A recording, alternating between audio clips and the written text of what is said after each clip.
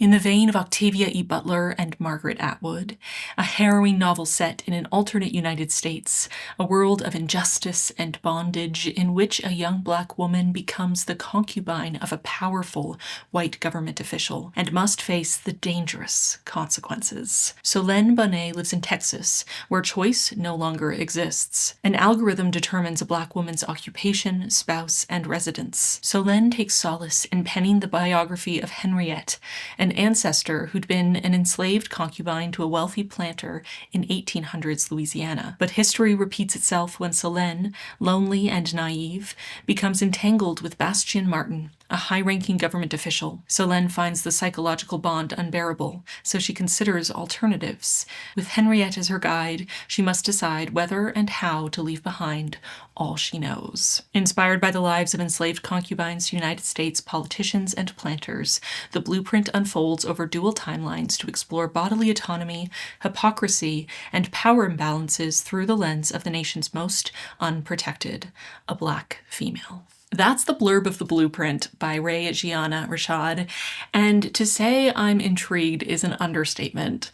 I had heard rumblings about this book. I had thought about buying myself a copy a couple times based on that blurb and this cover, and though I resisted time and time again, eventually the curiosity was just too strong.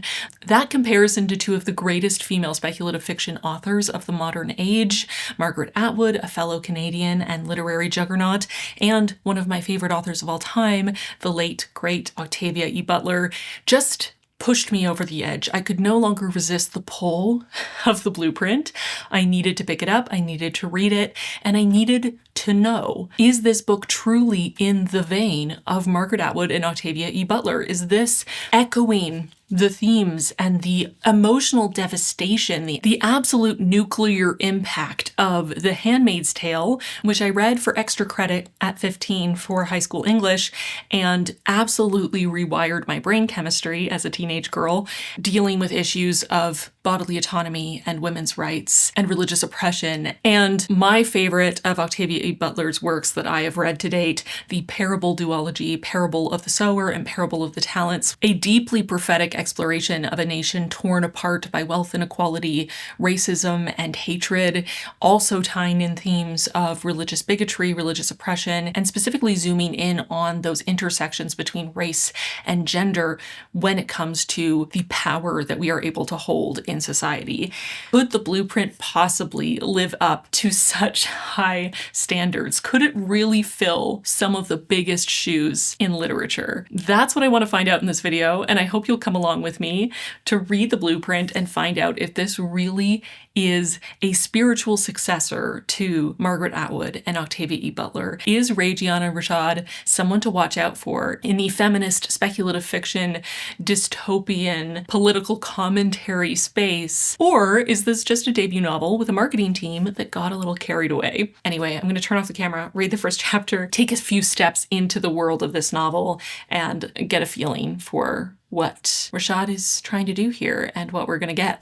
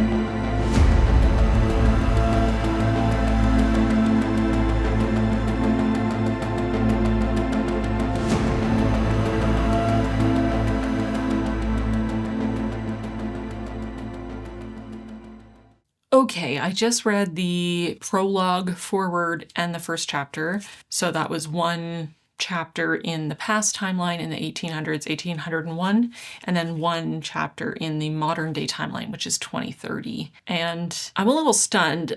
That felt like a gut punch. Honestly, both chapters separately are their own gut punch, you know, with the comparison to Margaret Atwood and Butler, implication of similarity to The Handmaid's Tale. You know, I had some expectations, but the description of what Henriette is experiencing on the ship, the crossing to America, and then what I thought it was Solène, but it's being pronounced by the narrator as Solene, so apologize for that. Solene in the modern day in a very similar situation of, I was going to say essentially being, but literally being owned by a white man, that her birth certificate is filed in the Office of Property Assessments. That's where they hold her certificate of birth because she is property to be owned. And her partner, I hesitate to use that name, but the man that she is owned by in this situation is so fragile and so afraid of losing her that he uses all the technology at his fingertips to invade her privacy, to ensure her truthfulness, her loyalty, that she will never lie to him, that she will never leave him, that she loves him, and yet is panicked enough to check every lock and go back and make sure she's still there and look at her with accusation in his eyes when she has done nothing. Just the obsession and the possessiveness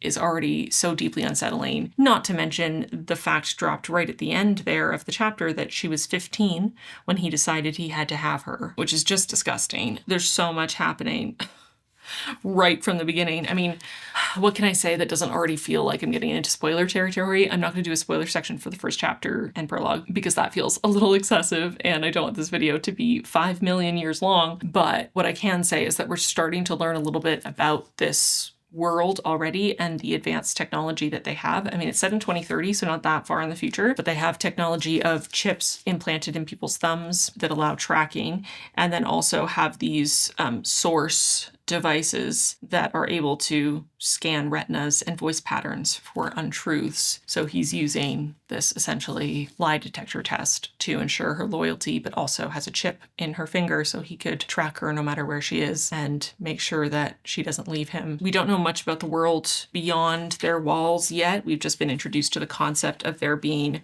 an order and that Bastian is important within the order. He's an interim councilman and that he invented some of this technology that's being used. We already get this sense from him that he's going to be, I mean, of course, always in these stories, you always have these, usually men, I hate to say it, but usually men who are in these positions of power within a completely corrupt and dystopian and deeply unequal and cruel society, and they are at the top, they're at the pinnacle, they are receiving all of the benefits of this society and this structure, and they cannot let go of the idea that they have done nothing wrong, that they just happen to be born at this time, and they can't control what society at large is doing. They can just try to be good within the system. And it's just so, don't even get me started. But him saying, I'm not wrong, not when this is the world we were given, like just the cognitive dissonance, the refusal to look himself in the face and realize what he's doing as he chose a 15-year-old girl to be his and bought her as a fully grown man. I mean, we don't know their age difference, but it's implied that he is a full-grown adult when this happens. Reasoned that I wouldn't have been better off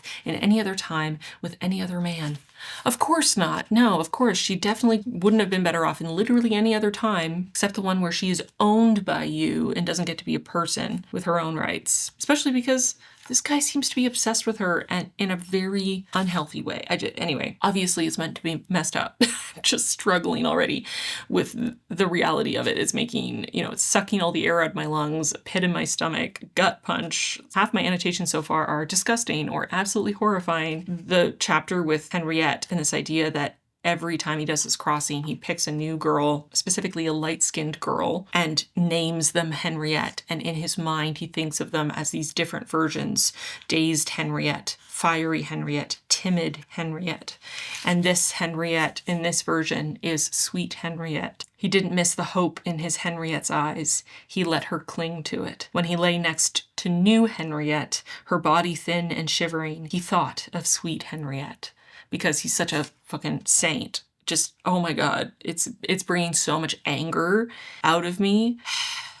history repeating itself. And again, that's where one of the comparisons to The Handmaid's Tale comes from, is the idea that The Handmaid's Tale is inspired by how women had been treated in the past and how societies had been built to oppress and dehumanize women. And here we have the literal historical inspiration for this as one of the timelines, along with this near future imagination of how it could be reworked into a modern context of, once again, people as property, the dehumanization, and specifically the misogynoir of Black women, not only the adultification, because in both cases these are girls. I mean, I don't know how old our modern day protagonist Solene is now, but when he first met her, she was 15. So there's this like adultification going on that a lot of Black girls have to experience. And Henriette is also clearly very young. At the same time, the infantilizing and the dehumanization and the sort of paternalistic brand of you don't know better, you can't take care of yourself, so I'll do it for you sort of energy that is coming out, especially in the modern day timeline so far. And to be fair, these are pretty short chapters. This is just my first impression, my first reaction, but it's horrifying, feels very visceral, it's very intense. There are a couple really lovely prose moments already, some really clever use of repetition for impact. It has a bit of a more casual writing style. It's not too grandiose or elaborate, but there's some really beautiful passages and really evocative passages. I lay awake under his arm, imagining him dreaming in color about tastefully decorated cages on the shore and umbilical cords turned into tethers. I'd done it before, Bastian. That's how I measured my life now. Instead of days, hours, and minutes, time was broken into two. When I belonged to Bastian and when I didn't. I was 15 when he decided he had to have me. 16 when he became obsessed with running his fingertips over discontinuities in my body, between my lips and fingers and toes, like these natural separations were cracks he needed to fill with himself. I'm not wrong, he said once with the world outside of us, the distant sound of boots patterning past a locked office door. Lamplight dimmed us to unnatural shadows. Not when this is the world we were given, he said, reasoned that I wouldn't have been better off in any other time with any other man, whispering promises that only the wounded make. I would never leave, never lie. I promised, my love. I promise, my love. The wind sent scrawls through the water's surface below the pier. I could just make out the Fulani girl's reflection before the waves stole it. I saw her there, distorted and alone, forever 15. Bastian thought she was gone, but I kept her with me. He didn't understand. She had nowhere else to go. There are definitely some sections so far where the prose is much more straightforward and very modern contemporary fiction feeling, but perhaps that's intentional to make it feel more immediate and more present and therefore more impactful for the reader, that it feels like this is happening now or could happen now. It's not my necessarily preferred writing style, but I don't think there's nothing wrong with it. I just love typically very lyrical, somewhat overwrought writing, but there are quotes like the one I read that I find very beautiful. So hopefully we continue to get those as we go. I imagine there were dozens. Henriettes scattered and windblown through the port of New Orleans like ashes. Anyways, I'm having a feeling that this is going to be quite a devastating read. I mean, again, The Handmaid's Tale, The Parable of the Sower, and The Parable of the Talents, all books that I would describe as devastating. I think it's becoming a running joke for some of you that all my favorite books I would describe as devastating. If you watch any of my best books of the year videos from the last couple of years, the vast majority of the books are described as devastating. Maybe I'm predictable, but I do often feel the most moved when I read a book that is intense and deals with really serious, really important, really hard subject matter and does it in a really emotionally raw, vulnerable way that just rips my heart out and stomps all over it. And I see potential here. So on that positive note, I will say so far, I definitely see an inkling. More so, I see the comparison to The Handmaid's Tale, especially in the structure of the modern day society. So far, I don't see a huge connection to the Parable series, but we haven't learned a lot about the world in this modern day yet, outside of this dynamic and the algorithmic choosing of spouses and the ownership quality of it, and tethering women, controlling women through forcing them to have children and then to be worried about the safety of their children. We'll see as we keep going if I can start to pick up on those connections to Octavia Butler. Obviously, Butler wrote so many books and I have not read all of them. I've read Kindred, Parable of the Sower, and Parable of the Talents. I read Dawn this past year. I haven't finished that series yet. She at least has one other full series I haven't read yet. Fledgling I haven't read yet. I do have a collection of her books on my shelf back here, one of these blue ones from Library of America, but obviously there could be connections to other books of hers, but I'm looking more so for writing style, themes, impact, the prescient quality, which obviously is hard here because this is imagining a future that we haven't hit yet, whereas I was reading Parable of the Sower basically in the time that it was set, but had been written significantly in the past. But anyway, I'm going to look for those similarities and also try to evaluate if the connection to Handmaid's Tale is more so a clear inspiration from the structure of the society within the Handmaid's Tale for the modern day society here, or if there's more of a connection there that I can glean as I keep reading. So I'm going to now read to the 25% mark, which is really not that far in. Actually, this book is not that long. It's under 300 pages.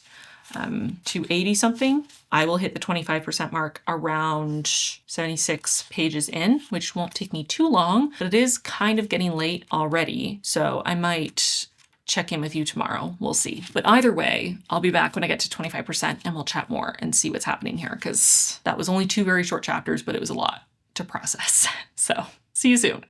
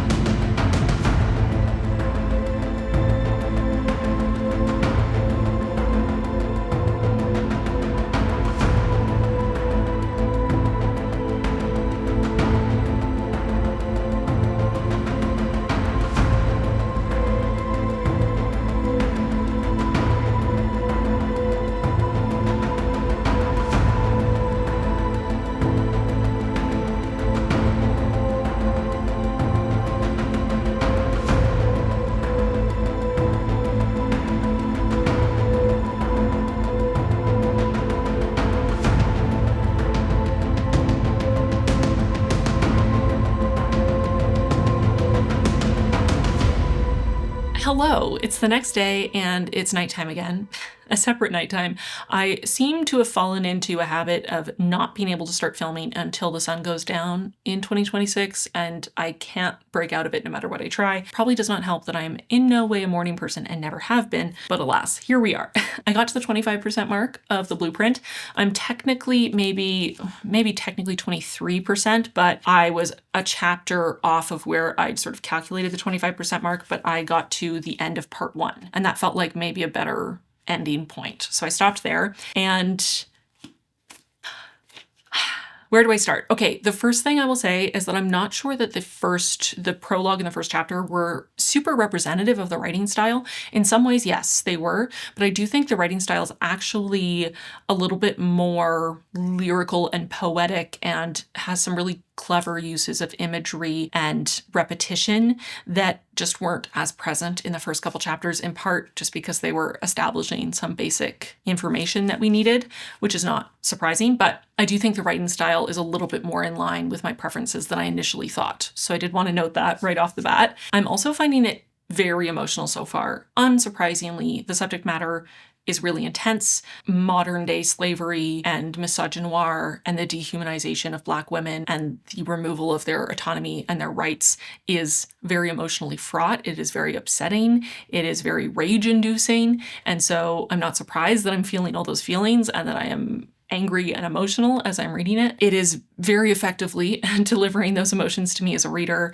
I'm definitely growing very connected to Soline. I think in part because we're not only seeing her in the present day as a 20-year-old, we're also seeing flashbacks to various points in her childhood and seeing her with her parents as a child, her with her parents as a teen, some of her experiences at school and with friends, and sort of reckoning with her place in the world and her lack of freedom and autonomy and ability to make choices about her future. And that's definitely making it even more of an emotional gut punch, even more visceral. And it's very easy to connect to her. I like her a lot. I care about her a lot. I want her to have a good life, you know, and you always know that I always feel like I can tell an author is doing a good job with their characterization when I start really caring about what happens to the character, and I really want them to be okay and I want them to be safe, and I start feeling this protective feeling for them. And I'm definitely having that for Solene in spades. Very effective in the characterization so far. I also find the other characters interesting. Her best friend is a very interesting character. Her mother is very complex and layered, and their relationship, their dynamic is fascinating to look at. I definitely deeply despise Bastian, who is the man who owns her and is high up in the government. He is a piece of shit, and I despise him with my whole being. I just said this in another review where I said that I hoped that the main character would kill off the very suspicious, overbearing, power-hungry man in the book. But once again, I'm feeling those hopes boil up in me. The world building is really interesting so far. We're actually learning a good amount about how this world came about and what the system is like and who is in power and who is not and how those rules work and how the structure works. And I'm definitely appreciative of learning that. I do think that those flashbacks to Solene's childhood are really helpful for delivering this information to us without it having to be given in an info-dumpy way, despite the fact that there is quite a bit that we have to learn and understand. So far, it feels very natural, the way it's incorporated, and it's all very interesting and all feels sadly plausible, except maybe the technology. The technology does feel quite advanced for it only being set 5 years in the future, but who knows? Technology has had rapid bursts in development before, and it could happen again. So what do I know? I'm continuing to see more of a connection to specifically The Handmaid's Tale than I am to any of Octavia E. Butler's work. This does feel inspired by The Handmaid's Tale in many ways, though it is, of course, using historical references and leaning on the history of slavery in the United States.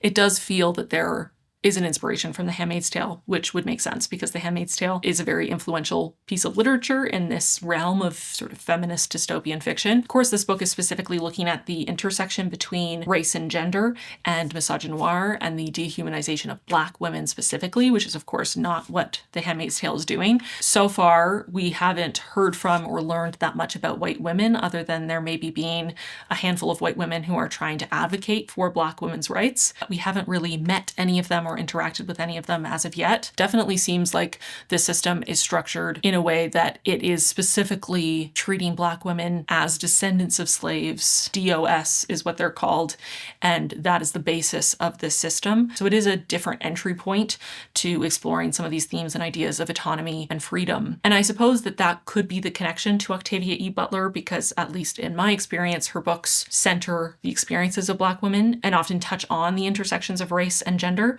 But at least the books of Octavia E. Butler's that I have read, other than Kindred, which I would say is very focused on the experiences of Black women, specifically during the time of slavery in the United States. The other books that I've read by Octavia E. Butler, while they do touch on those topics, are not specifically about Black womanhood, I would say. You know, that is a theme within her stories, but not necessarily the main purpose of what's being explored. And bodily autonomy and freedom are elements of those stories, but again, not the crux, not the main focus of her stories. Again, at least the ones that I have read of her oeuvre. She has, thank goodness, many more books that I have not read yet that I will continue to enjoy for many years, hopefully. But so far, I'm not seeing a huge connection to Octavia E. Butler. That's not necessarily a bad thing because I am really enjoying this. I'm connecting to the characters. I'm finding the world building interesting. I really like the writing style. So I'm enjoying this as it is, but I am not sure on evoking that connection just yet. Of course, I will keep reading and we'll see. I am curious to compare the writing style a little more directly, maybe reading a passage from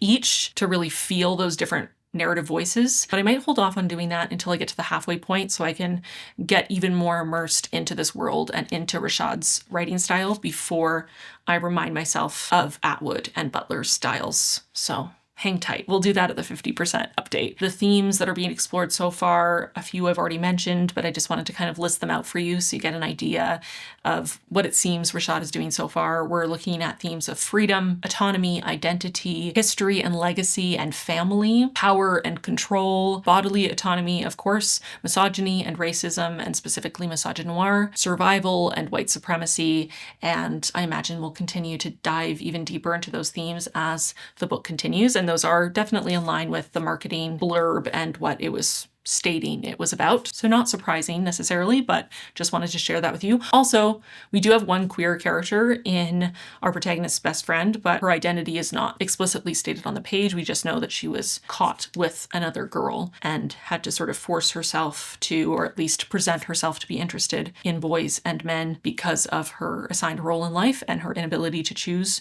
for herself. So unsure about her specific identity, but there is a little bit of queer rep in here so far, which I always appreciate. There's also a little bit, not a huge amount so far, but a little bit touching on grief and our protagonist processing the loss of her father as a child. And having lost my own dad in 2025, that is definitely hitting close to home. I have teared up a few times in those passages, and I think there's a complexity there because of the way this system is built and the way that men are assigned as essentially the owners of their wives and children legally, but also kind of literally. There's sort of this complexity of feeling from our protagonist, both in that she loved and misses her father, but also that she understands that he was part of the system and that in his passing, they have now been transferred to another man, to the ownership of another man, because her father was one in a line of men who will own her, ending with her own husband. That's a really devastating connection to make, especially when she did love her father so much and really does miss him. So that's hitting pretty hard too. Maybe I can read one quote to you now just to give you a feeling for the writing style. Ideally one that shows more of that lyrical quality and hopefully one without spoilers. I'm not going to do spoilers for the 25% mark. I feel that while a lot has happened, I have an inkling that a lot more is about to happen. So I kind of want to hold off on the spoilers for now. I couldn't ride with him. My proximity to him in public had to be carefully curated by Julian, but Bastian never had to see me to know I was standing backstage to the left of a swath of a curtain. Always absolutes and certainties for him, never any for me. I was a guest, walking on the periphery of spaces designed for him. I would write before I took the train to Houston. Insert metaphors for the place where anger is indiscriminate from pain. That place where my ancestors whispered in my ear, telling me I was done. I remembered light sprinkling and fading, those trembles of yellow in a field of blue-eyed grass. My daddy held me. His summer damp temple rested against mine. Lightning bugs putting on a show just for you. Once the world was small and simple, the wind a whisper that this would always be mine. I remembered. In those dark days, we became marbles rattling around an empty box. We filled the house with pretty things that meant nothing. We ate too much, too little. We slept in each other's arms, cried until dry. I loved my parents equally. I told myself that lie. But I watched my mama lace daddy's boots before deployments, strained fingers and desperate sounds, and learned he was our world. Without him, life was cemetery quiet. Nothing changed that silence except anger. I spent days pissed at myself, slipping into memories of him cracking the windows in the MV, letting the air conditioner run to cool the steering wheel before he got in, and me on the porch. Daddy, can I go? He smiled and pretended he had no choice. Get your shoes on, girl. Why hadn't I learned that one day I would ask that question and there would be silence? Beautiful. Emotional. I told myself I wouldn't cry in this video, and I'm sure this will not be the only time. Bastian looked across the office at me as if I had a plan for my life that didn't include him. He was always on alert, running a thumb along seams, searching for gaps in the certainty. I was still here, but he saw me in an alternate universe, squinting at the sun that bronzed and burned. He imagined me 500 miles away, watching the parade of non-restricted women in Louisiana, red jeweled skirts swirling to the rhythm of the drums. He saw me in another life, standing on the deck of a steamboat, watching the silver waves push me north to freedom. He hated it. In my dreams, I had seen myself there too, unsure of what lay in front of me and wondering where I got the strength to leave Bastian behind. Now I know exactly what that scream meant. Shock, despair, anger because the system found new ways to remind us who we were. Never open your mouth, never tell. A way out was never given to us. We had to make our own. The shriveled smile was for herself, not me. In the teacher's lounge, she could brag about marriages to high-ranking men, not aptitude scores. One of my girls married an officer, she would say, lips perched on her chipped yellow mug, thinking of the men who cherry-picked the beautiful, planted them in the sun with lilacs, laced their boots, then left them behind. We became what they called us. Who wouldn't want to be set apart, deemed beautiful by men with houses and gated subdivisions with clusters of lilacs and polished floors that gleamed in sunlight? A black girl gives and gives. Why is she wrong when she takes? If you had to have a cage, it was better to have a beautiful one. Wasn't it? The path we walked to become black women wasn't straight. It was a loop. Starting from nowhere, it brought you back to nowhere. A man at one end, a man at the other, humming the same song. It's just a body, nothing special. If that were true, why did they want it? Why couldn't it belong to me? Mama called it child's want, something you grow out of. But the moment I recognized this loop existed, I poked holes at it to find an exit. There were times light shone through the pinpricks, but inevitably reality was patchwork, sealing and stealing until there was only me and the dark. Like the beginning. End. Beginning. Okay, I'll be back.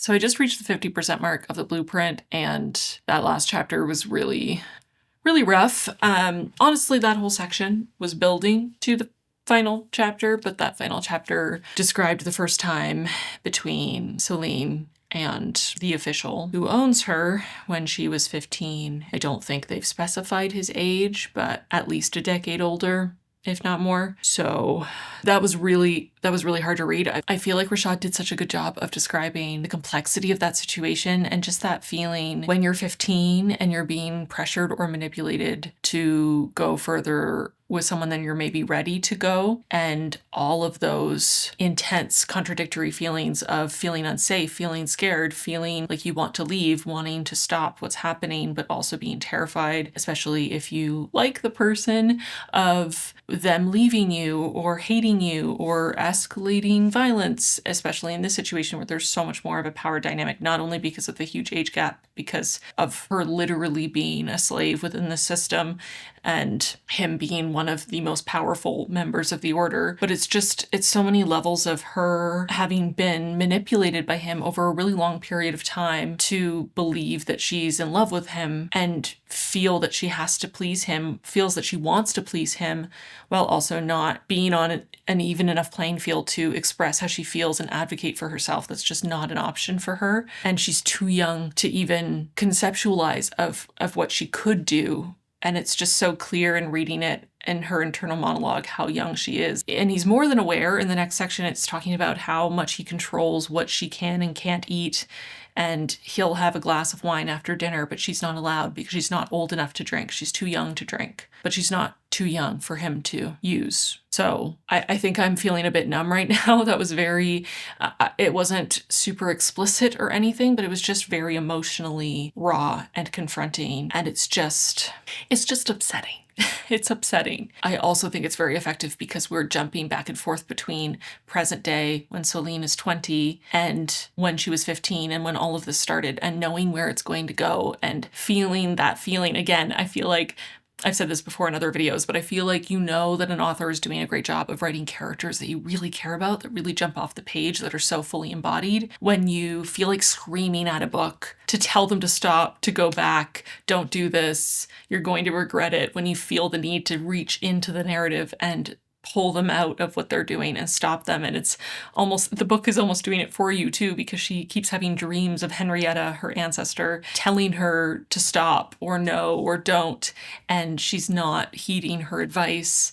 And I just feel like Henrietta is our voice in the narrative yelling at her, and not only is she 15 within a system and within a society that has not given her the expectation of having a choice, the reality is that she doesn't have a choice, but also even within the illusion of choice that Bastian is building for her, she and he both know that she can't actually say no, even if she wanted to, even if he, for his own sense of self and to feel that he's a good person, is play acting like she can. And it's enraging. It's devastating. Just, I'm not okay. I'm not okay. And even though it's been over 15 years since I read The Handmaid's Tale, I feel like I had similar feelings reading that, of just like a panicky terror, imagining that reality and knowing that while this society, this structure might not be a current reality, that women have experienced situations like this and moments like this and lives like this countless times throughout history, and Black women have experienced it to a whole other degree, on a whole other level. It's the kind of rage that makes your chest constrict and your gut literally start to feel hot. Does that happen to anyone else? I feel like I'm getting physical symptoms of rage and a bit of fight or flight. So I think that means that this is very effectively written. This book isn't even that long. I feel like I need a couple days to process and cool down, but I imagine that even if I did do that, as soon as I started reading again, I would feel immediately back. I'd be immediately back to that same emotional plane. And so maybe it's better to just concentrate it all over 2 days and then be able to recover afterwards, because it's intense. It's an intense feeling. I'm continuing to think that it's beautifully written. This section definitely had a lot more to do with the development of their sexual relationship, and that made it really hard to read, and at times very pointed. Like Rashad is really not shying away from the reality of the situation. And even if Celine is viewing it in a more romanticized way, Rashad definitely is not. "You have uncannily innocent eyes," the man told the little girl. "Eyes incapable of judgment." She exchanged her eyes for his, her hands for his, her heart for his. "What else do you have?" the man asked the little girl, and she wasn't afraid. Time had gone, and so had the lonely. It burned out into embers, ash, smoke. She kept giving, and he kept taking, until she was no longer a little girl at all. Like, fuck. Yeah, I'm not okay. I'm trying to keep it together. I hate knowing that Celine at least spends 5 years with this piece of shit, disgusting excuse for a human being. Fuck.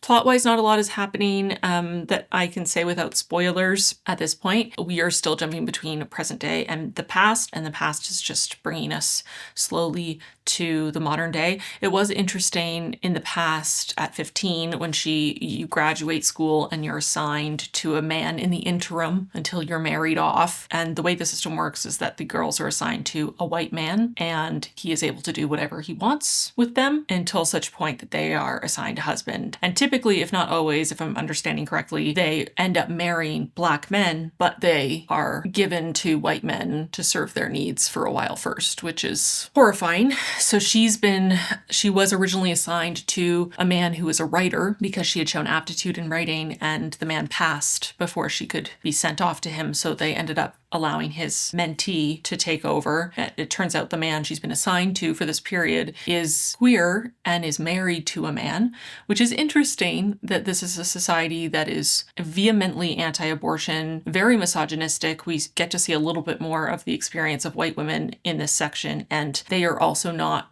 in a great position in their marriages and seem to be regularly abused, including pretty open physical abuse. And yet gay marriage is allowed. Kind of shocks me, to be honest. I mean, I love queer rep in the books I read. It just seems a little unrealistic for me, based on the kind of society this is, for them to be open-minded in that way. But maybe it is such a hierarchical society in terms of gender, where men have significantly more rights than women. Perhaps men are allowed to get married to other men, but women are not. That has not been addressed yet. I found it a bit surprising based on the society that it is, but it is interesting to see this character and how the character is portrayed and how their relationship develops, because James has no interest in Solene in a sexual way, so she's protected in that way, and he is against the system and didn't want to be assigned someone in the first place, and offers to sign her emancipation papers and is very kind to her, but he also just doesn't understand her situation on one level, because how could he as a white man within the system,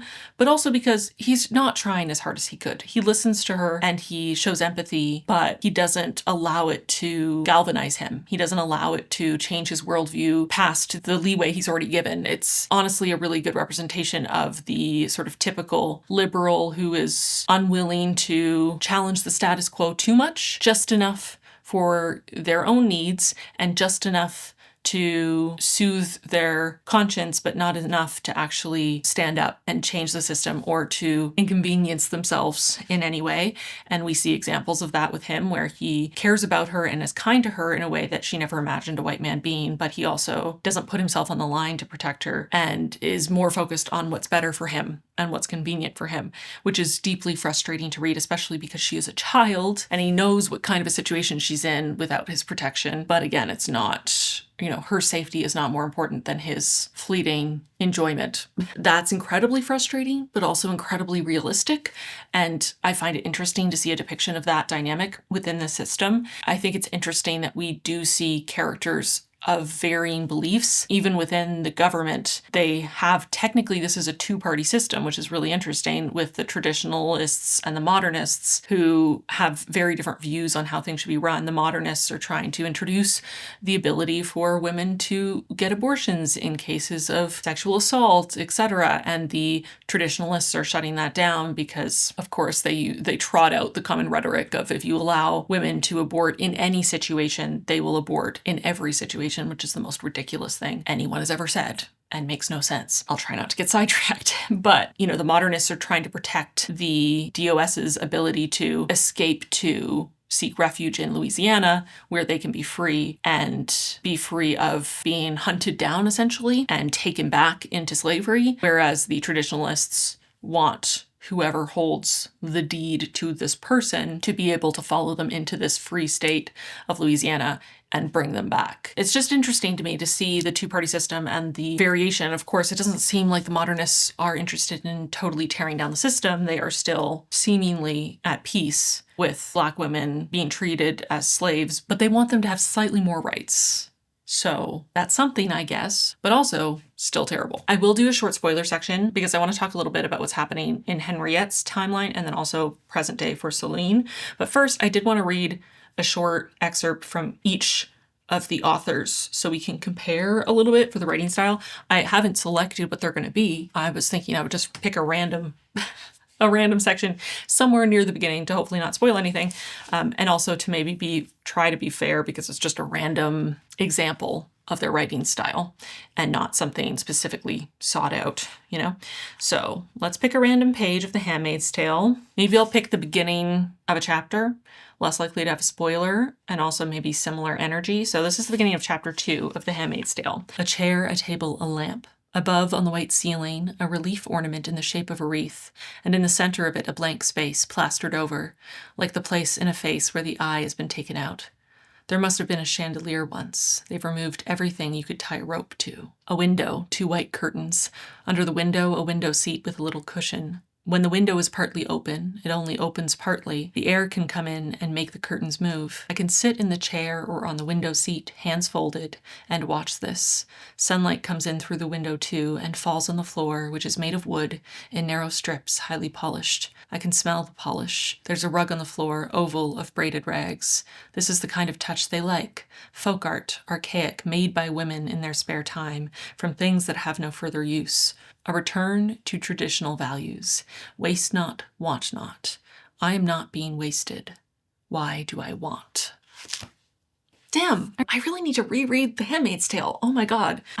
It's gonna hit so much harder now as an adult than it did when I was 15. I'm not quite prepared for that experience, especially after the blueprint. I'm gonna have to wait a while, but that was just a random excerpt. The first 2 paragraphs of chapter 2, pretty straightforward, but obviously very reflective of the protagonist's state of mind and her dissociation, her numbness, which makes sense considering the situation she's in. Okay, for Parable of the Sower, let's find another chapter to start. Okay, this is the beginning of chapter 4. A victim of God may, through learning adaptation, become a partner of God. A victim of God may, through forethought and planning, become a shaper of God. Or a victim of God may, through short-sightedness and fear, remain God's victim, God's plaything, God's prey. Earthseed, the Book of the Living. Saturday, February 1st, 2025. We had a fire today. People worry so much about fire, but the little kids will play with it if they can. We were lucky with this fire. Amy Dunn, 3 years old, managed to start it in her family's garage. Once the fire began to crawl up the wall, Amy got scared and ran into the house. She knew she had done something bad, so she didn't tell anyone. She hid under her grandmother's bed. Out back, the dry wood of the garage burned fast and hot. Robin Balter saw the smoke and rang the emergency bell on the island in our street. Robin's only 10, but she's a bright little kid. One of my stepmother's star students. She keeps her head. If she hadn't alerted people as soon as she saw the smoke, the fire could have spread. I heard the bell and ran out like everyone else to see what was wrong. The Dunns lived across the street from us, so I couldn't miss the smoke. The fire plan worked the way it was supposed to. The adult men and women put the fire out with garden hoses, shovels, wet towels, and blankets. Those without hoses beat at the edges of the fire and smothered them with dirt. Kids my age helped out where we were needed and put out any new fires started by flying embers. We brought buckets to fill with water and shovels, blankets, and towels of our own. There were a lot of us, and we kept our eyes open. The very old people watched the little kids and kept them out of the way and out of trouble. No one missed Amy. No one had seen her in the Dunn backyard.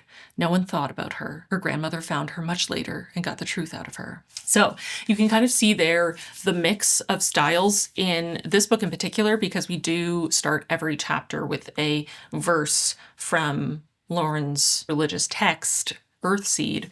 And so you see that very poetic, lyrical sort of writing style of a religious text and the more philosophical bent that Lauren has. And as the book continues and she gets older and experiences more of that comes into her everyday dialogue and experiences. At the start of the novel, she's quite young. I believe she's a teen, around 15 or so, if I remember correctly. But then the writing style itself, once you get into the plot, is pretty straightforward. So that is Parable of the Sower, just a random section, the first few paragraphs of chapter 4, because that's the page I opened it to.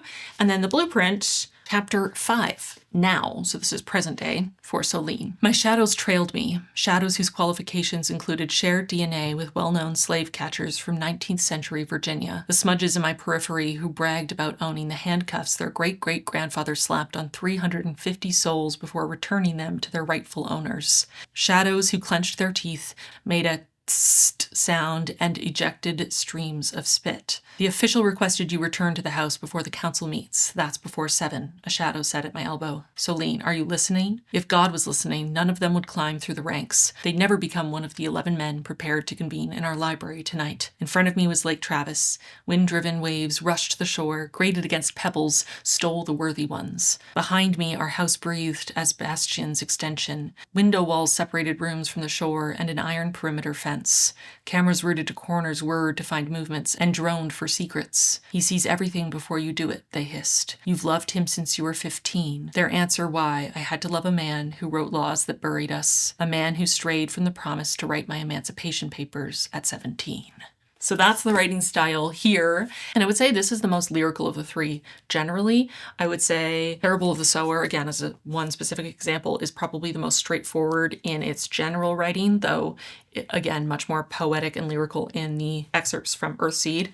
And then I would say that The Handmaid's Tale, while also pretty detached and straightforward and declarative, has a bit more rhythm to it, maybe, sort of more deliberate rhythm.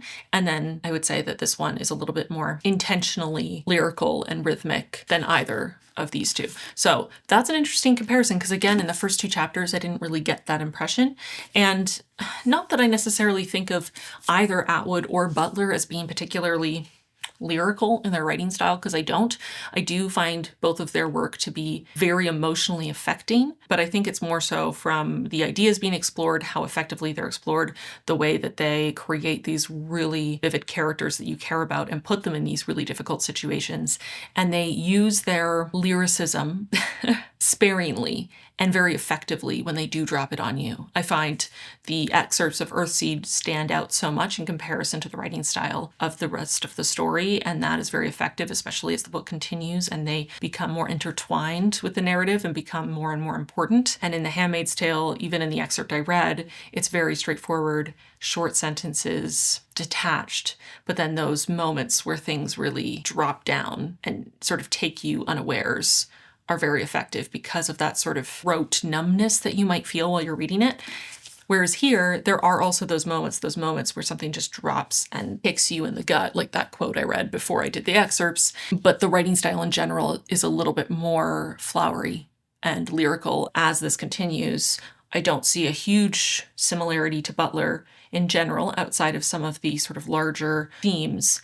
And again, in comparison to The Handmaid's Tale, there is quite a bit of similarity in the situation and the world building, but less so in the approach, maybe, so far. If they mean that this is in the vein of Atwood and Butler because it's a feminist, dystopian, speculative literary fiction novel, yes, it is that.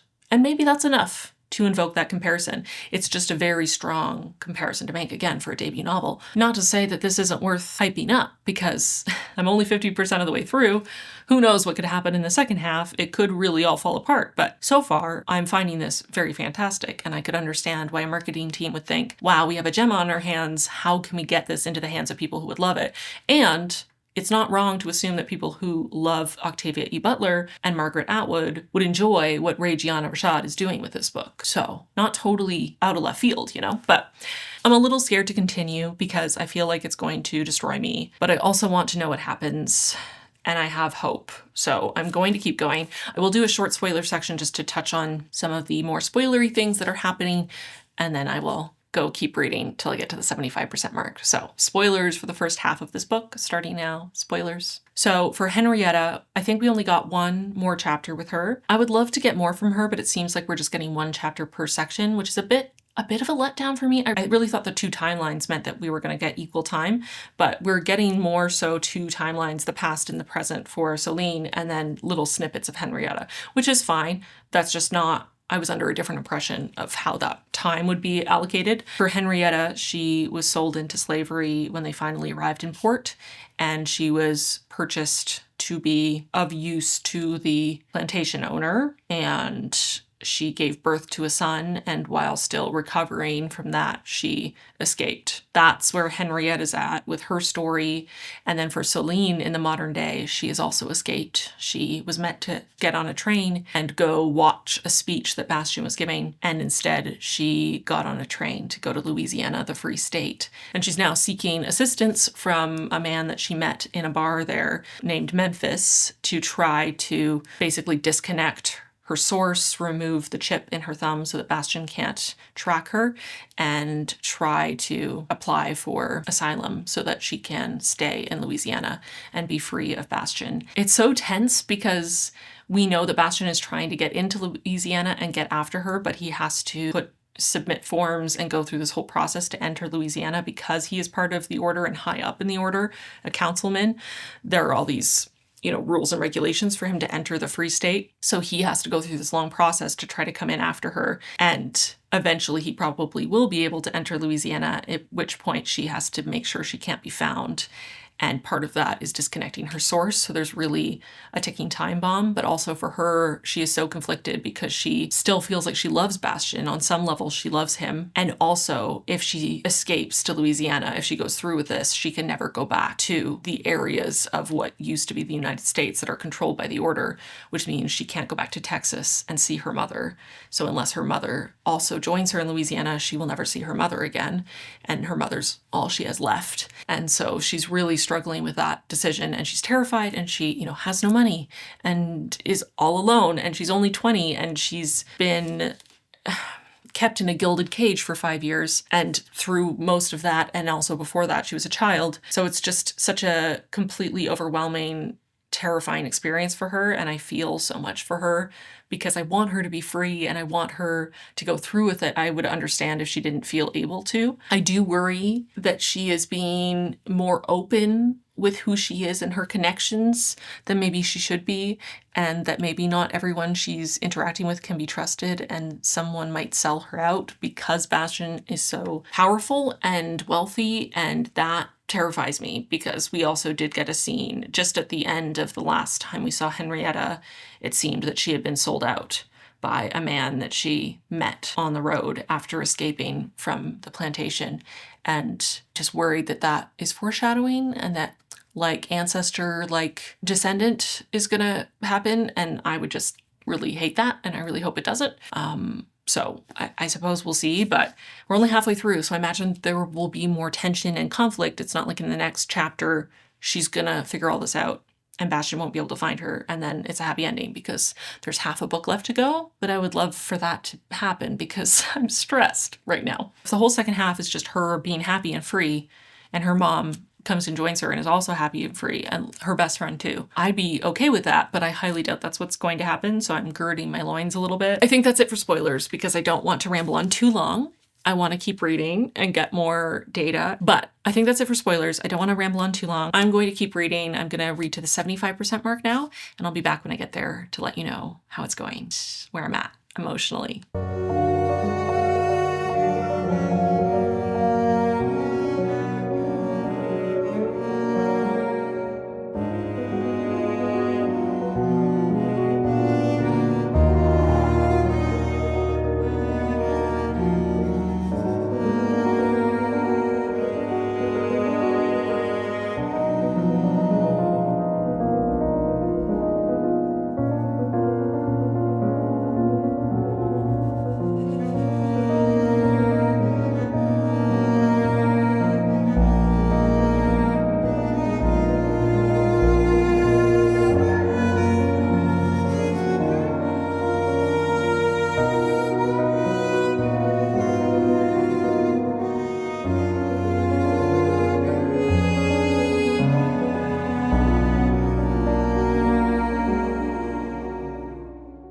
I'm 75% of the way through the blueprint, but it's also 1:30 in the morning and very cold where I film my videos, which is in the basement in the winter in Canada, and I can't have the heat on while I'm filming because it's very loud.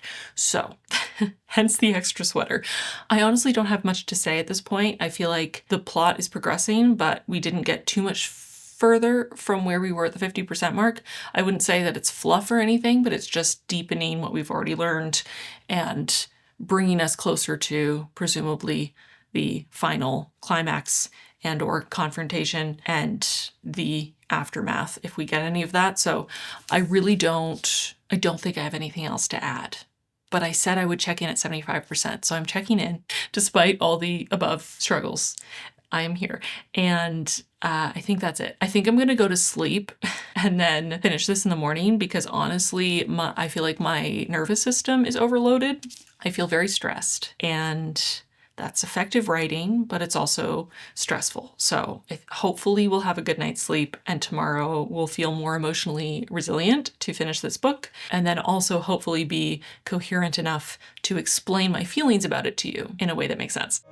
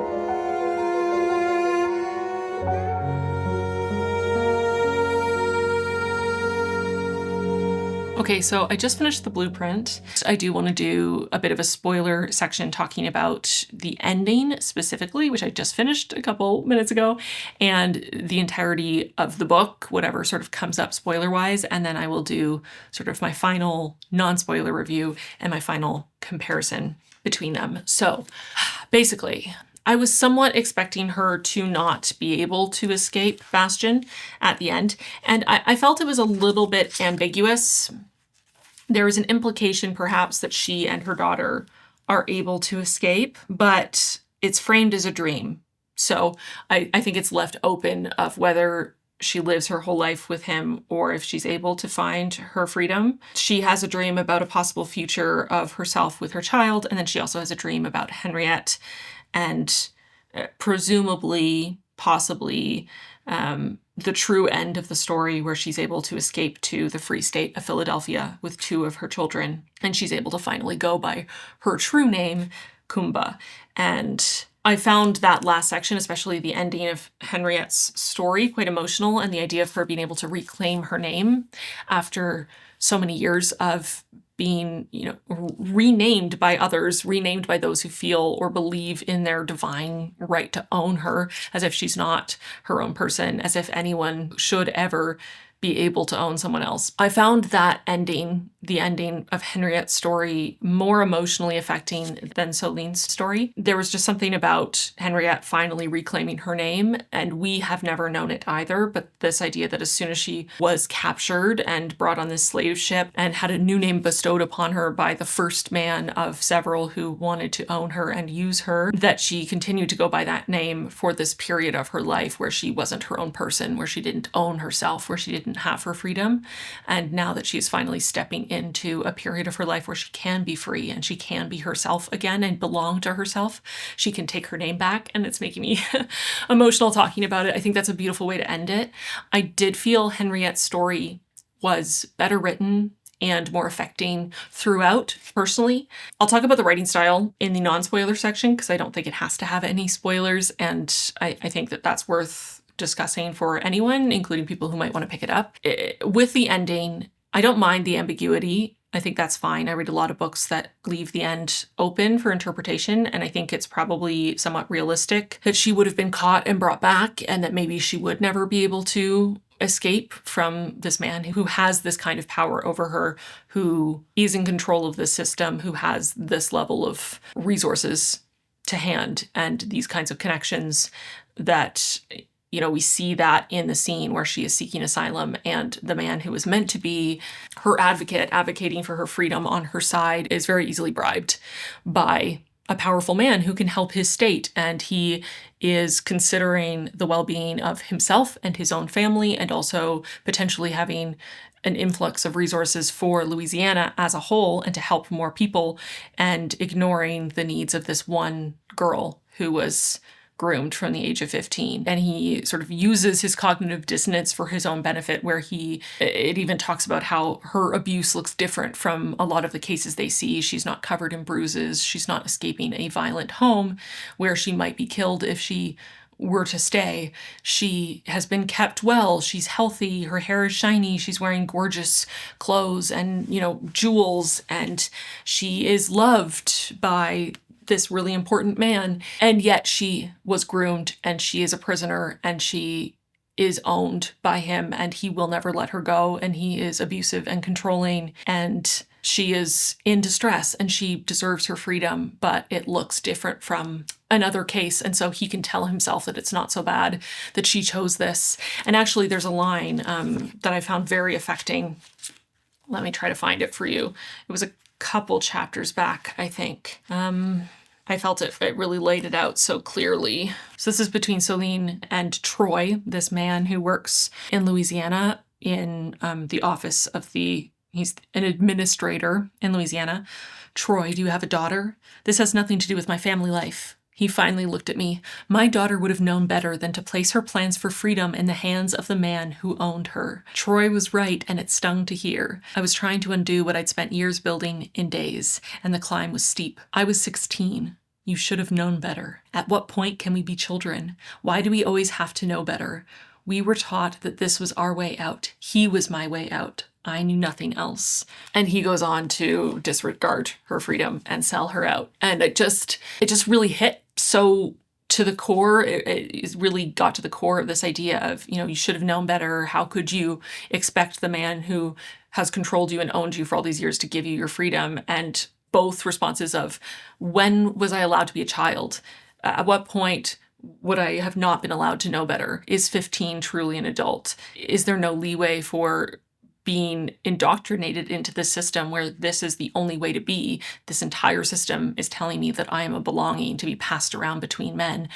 Where and when would I have learned to know better? It's one thing for your child raised in the free state where she isn't expected to go through this system to have known better, but how would I have? Where would I have gotten that knowledge? And what should I have done?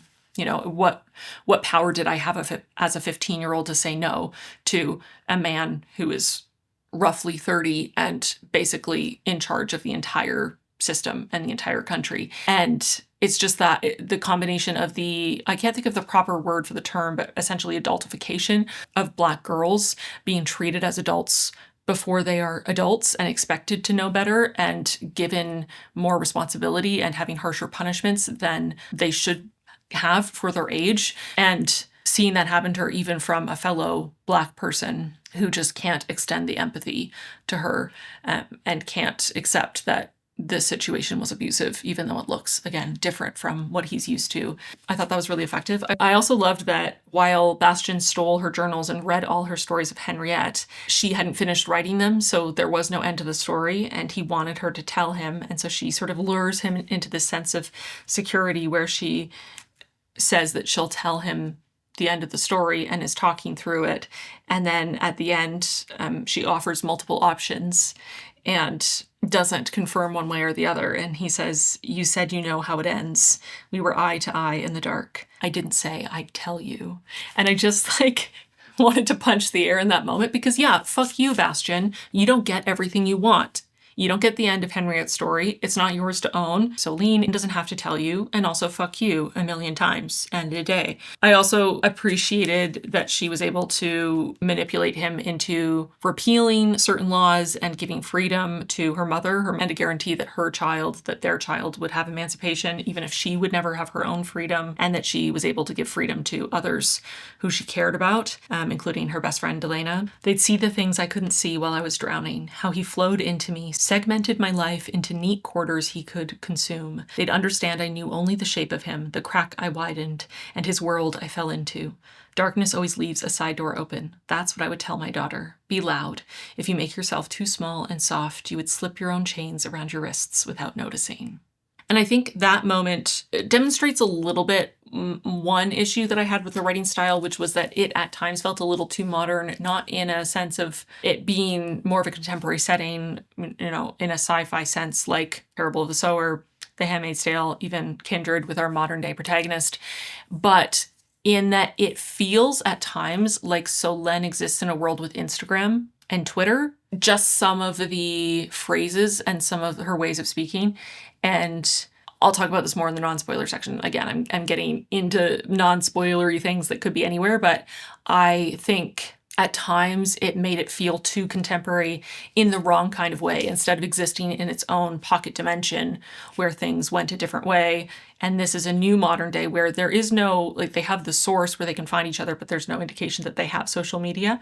And some of the writing feels very modern in a way that is going to, I think, rapidly age and feel dated and not timeless in the way that some of these other, Octavia E. Butler's work and Margaret Atwood's work is. But again, I'm getting sidetracked. I think that's it for spoilers. So I'm going to just talk about the entirety of the book and those comparisons now, spoiler free. My update at 75% was quite brief. And part of the reason for that is that I really did feel that from 50% to 75%, and honestly, if I'm being honest, probably until close to 90%, the book began to drag and became very repetitive for me. I felt the first half was significantly stronger than the second half until the very end. I did like the ending. I did feel that Rashad stuck the landing. I was emotionally invested in the ending, not as much as I could have been if the rest of the second half had been stronger, tighter, removed some of the extraneous bits, removed some of the endless repetition, and maybe ramped up the stakes a little bit more, or given us even more emotional weight, more investment in Solane and in all these other characters. It felt like we were just spinning our wheels a bit in the second half, in part because we kept having these then chapters that were just showing more scenes between Solane and Bastian that were more of the same. More of the same conversations, more of the same events. And while on the one hand, it is true that abusive relationships tend to have this cyclical quality and be very repetitive, it doesn't mean that we have to read it. That's it. That's the tweet. It doesn't mean that we have to read it, right? Yes, some repetition makes sense. And there was repetition in the first half, and I felt that it was well balanced. In the second half, it just became exhausting, and not in a way that felt intentional. It felt like each scene was meant to reveal something new, but we'd already learned that information. We already knew these things about them. We already understood their dynamic, and the scenes weren't adding enough for them to be worth being kept, in my personal opinion. There was nothing super terrible about them. They just were extraneous. They were redundant at that point. And I think that really cut the tension. It cut the intensity. It really stilted the build to the climax. And so when we did get to the climax, I had sort of checked out a bit emotionally because I was feeling frustrated by that repetition and feeling like we weren't going anywhere. And while it did sort of reel it back in at the end, I think that portion could have done more to carry that momentum forward in a more effective way. And again, this is a debut novel, so it's amazing for a debut novel. Rashad did an amazing job. This is a really great book. I think it's very well done, especially for a debut novel. I think there was a lot to appreciate about this book. I just feel like that's something that perhaps comes with time and with more practice and just writing more books, of finding a way to carry that momentum forward and not shoot yourself in the foot by sort of indulging yourself, including these scenes you really wanted to include. Again, that whole idea of killing your darlings, being willing to cut things that with hindsight you realize as you finish the entirety of the book that they actually don't propel the reader forward. They don't carry that emotion. They don't deepen our understanding of the themes or the characters, that they are just, again, spinning wheels.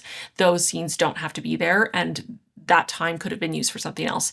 I felt that we could have had more from Delena. I would have loved to know more about her experiences. I felt we got very little from her. They spent a little time together and we got little snippets and little inklings and understandings of having loved and lost, and her being traumatized by the abuse that she'd suffered. But we didn't learn as much about it as I feel we could have. And if we learned more, then events that happened after would have had more emotional weight, because we would have cared even more. We would have been even more invested in Delena. We would understand even more the stakes for her and what she was escaping and what she had to lose. Just like we knew for Solène exactly how much she had to lose and what she was trying to escape and why she was trying to find her freedom. I also found this wasn't something that I necessarily noticed in the first half too much. There were maybe a couple moments here and there, but I felt in the second half that we had quite a few moments, honestly, just a phrase here and a phrase there sprinkled in, that felt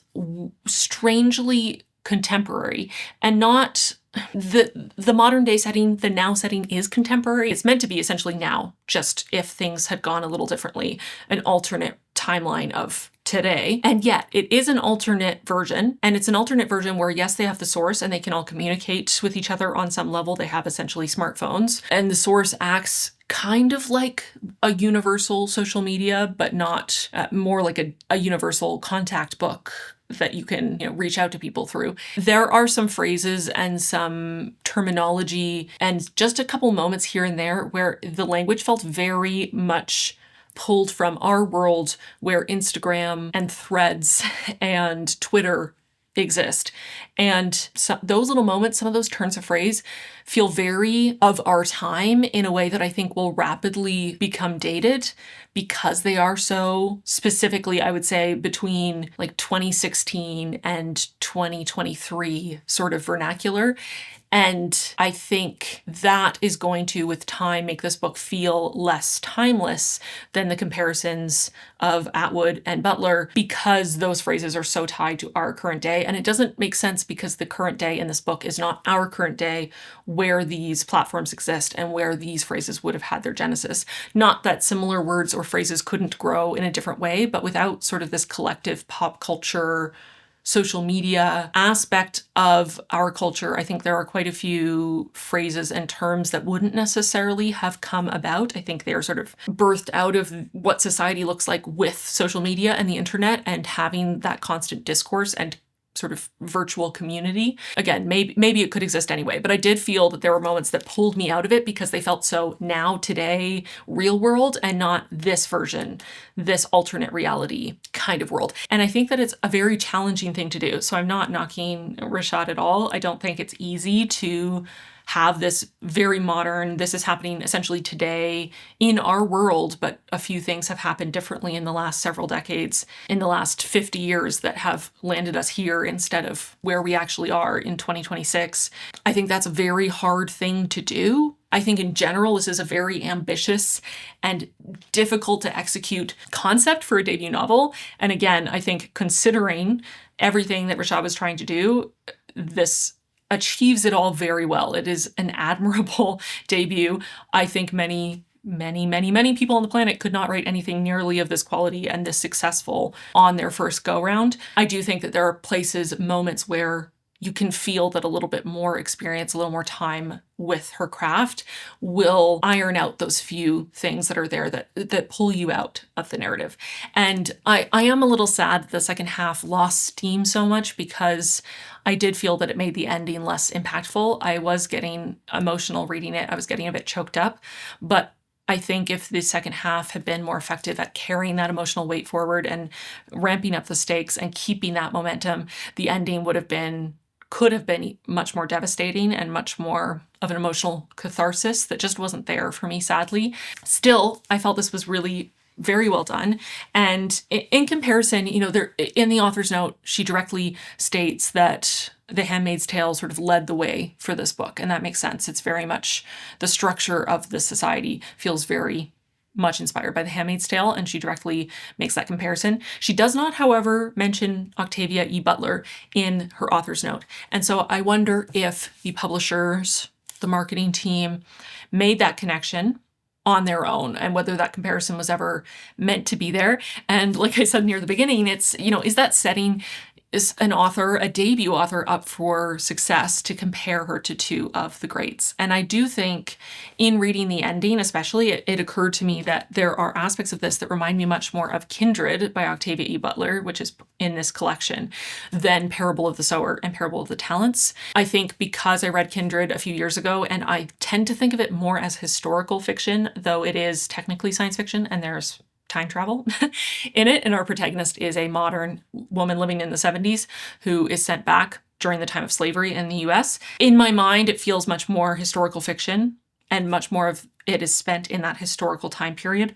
So I didn't initially think of it as much of a comparison for this book, but I do think the writing style, the first person, more of a modern perspective, modern protagonist style is much more similar to this than something like Parable of the Sower and Talents, even though those are a dystopian near future, especially in Parable of the Talents, the second book, exploring how religious extremism, when not separated from the government, causes oppression and suffering for everyone.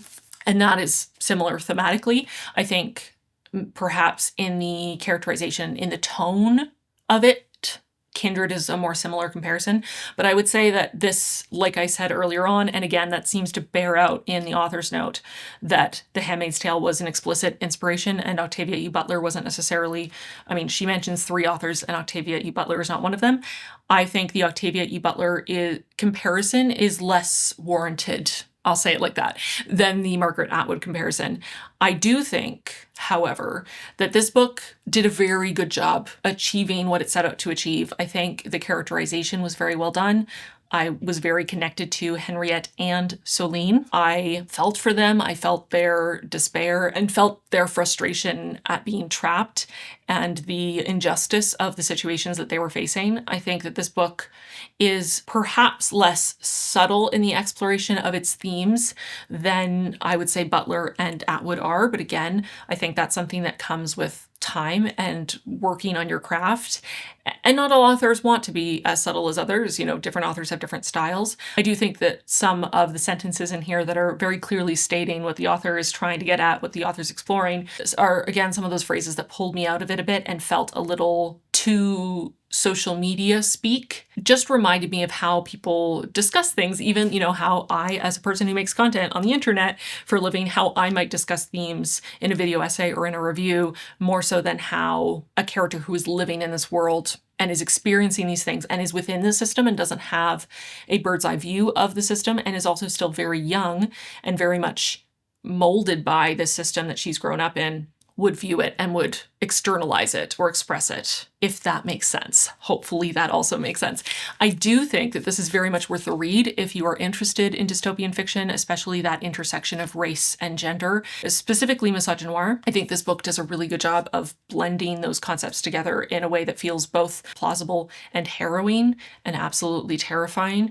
I think it is a very timely book. I think it is worth a read now to think about all these ideas and how they are not far removed from modern perspectives on women and people of color than we would like to think. We haven't made as much progress as we would like to think. And this book is really clever in the way that it shows a regression while it is a more, you know, similar to The Handmaid's Tale, where you see a world that is more like our own that then regresses to something that we as modern people, and perhaps less so now in the last couple years, seeing what we've seen in the world. But it's very easy to feel that you could never go back to that point, that we have progressed past that. And so now we, you know, maybe it will be slow, but we will be constantly making progress. But I think The Handmaid's Tale and The Blueprint do a great job of demonstrating how, yes, with science fiction, but demonstrating how we are not as far removed as we think we are. And it is really not that many steps to go from our modern set of rights and freedoms to slavery. And it can happen, and it can happen quickly. And we've seen it happen quickly in other countries around the world, and we've seen how quickly rights can be revoked and how measurably quality of life diminishes for the populations involved overnight. And we've seen how quickly religious extremism and dehumanization can absolutely devastate community and safety for everyone. And progress that has taken so many centuries to build can be erased overnight by selfish, power-hungry, hateful people in power. I just think it's very timely. I am glad that I read it, as difficult as it was to read. I appreciated my experience with these characters and with this world. There were several moments that made me feel quite emotional or that made me tear up, especially, I would say, Henriette's story, even though it is by far the minority of the page time, but also some moments with Soline, especially the moments that really let the reader sit in the discomfort of the reality of how young she was when all this started and how horrific it is as a system in general, but specifically through the eyes of a teenager who wants to belong and wants to be loved. And that's taken advantage of by someone who could have been her father. And it's just, there's so many layers to it. I do think there are those couple little speed bumps in terms of the pacing in the second half, the repetition of some scenes that didn't necessarily have to be there, and some of the language that felt a little too modern in a way that was jarring, that could have perhaps been ironed out. But I do feel that Rae Giana Rashad has the talent to develop past those things. You know, there was so much that was done incredibly well with this novel. And while, again, I'm not sure that I would personally make the comparison to Octavia E. Butler, I do understand the comparison to Margaret Atwood. And while I wouldn't necessarily say that I could see this becoming a modern classic alongside something like The Handmaid's Tale, I do think that this book deserves to be read by many more people, discussed by many more people, and for Rae Giana Rashad to have a long, prolific career where I get to read more of her beautiful words and heart-wrenching stories and peek more into her mind, because I think there is so much potential there for some really hard-hitting and very poignant and timely stories. So I hope she gets the chance to do so. I do wish we'd also had more time with Henriette. I think have said already that I think her story was more affecting for me, and I also preferred how it was written, the writing style. I really loved Henriette as a character, and I found her story absolutely devastating, but also very beautiful. And I appreciated that she was a little bit, probably not significantly more, but a little bit older than Solène, but also felt older than Solène and felt like she had lived more, felt like she had more of a wise quality to her that I appreciated. I think Solène, while there was definitely a growth and a change in her later, again, part of the reason why the second half felt a little slower to me is that it felt like there was less of a difference between 15 or 16 or 17-year-old Solène and 20-year-old Solène as the book went on. And I suppose that makes sense because as the past Solène getting older, she is getting closer to the modern day version. But it felt like her modern day 20-year-old version, who we spent quite a bit of time with in the past, in the then timeline, we go from 15 through to, I guess, just past 17, if I'm remembering correctly. Whereas in the now timeline, it's over the course of, I guess, a couple months, maybe, or maybe a year at most, when she's 20. It's a physical copy, so I can't compare very easily the differences in page counts between each chapter without going through each one and counting them. But it felt to me like we got roughly an equal time in Solène's then and Solène's now. And Solène's now was much slower paced, and her character, even when she goes through these things that change her worldview and she experiences things that she never has before, it doesn't feel like it changes her as much as it could. And I think that also made it feel very sort of stuck in time in the second half. And I would have loved a little bit more development of her character, a little bit more of that growing from child to woman that is referred to in the text in that section. But it did feel a little bit like we were being told that that transition happened without being shown in the characterization that she had that final growth. And I think that's also, in addition to those repetitive scenes in the then timeline showing her dynamic with Bastian, the now timeline also felt a little stagnant and like the momentum was cut off because her growth as a character seemed to stall at that point. But again, I do think this was very well done overall. I found it very intense, very harrowing. Like I said, it is extremely timely. I think personally that I am leaning towards giving this 4 stars, because this was fantastic, but there are definitely areas where I wanted more or I wanted less, as the case may be. And I wouldn't say that this is a new favorite on the level of, say, Octavia E. Butler, where not every single, I think I gave Dawn 4 stars, but every other book I've read by Octavia E. Butler has been a 5-star read. I'm not sure this is quite on that level for me yet, but again, it's a debut, so things hopefully can only go up from here, and that makes me very excited. But I think as it is, what the blueprint is doing and how it executes what it is going for, I think it is a 4-star read for me, and very solidly, very comfortably a 4-star read for me. Hard to read in general, and right now, hard to read. But I definitely recommend you check out The Blueprint by Rae Giana Rashad if you haven't yet. If you have already read it, please let me know your thoughts in the comments. Do you agree with me? Do you disagree? I would love to know how you felt about it, how you rated it, if you had similar reactions to me. Also, if you would compare it to Margaret Atwood, to Octavia E. Butler, whether you feel that's a fair comparison. I'd be really curious to know how you reacted to it, and I'd love to chat with you all more in the comments about it. If you are sharing spoilers, please mark spoilers and hit enter a few times so that the actual spoilers are in the read more portion of your comments, so you don't spoil anyone else who's perusing the comments. But I think that is it for me. I think this video is going to be a long one. I have not started editing it, but I imagine it's going to be long, and I'm also losing my voice. So I think I'm going to go. Thank you for watching. I appreciate you. Like this video if you liked it, subscribe if you haven't already, and I'll see you very soon in my next one. Bye, friends.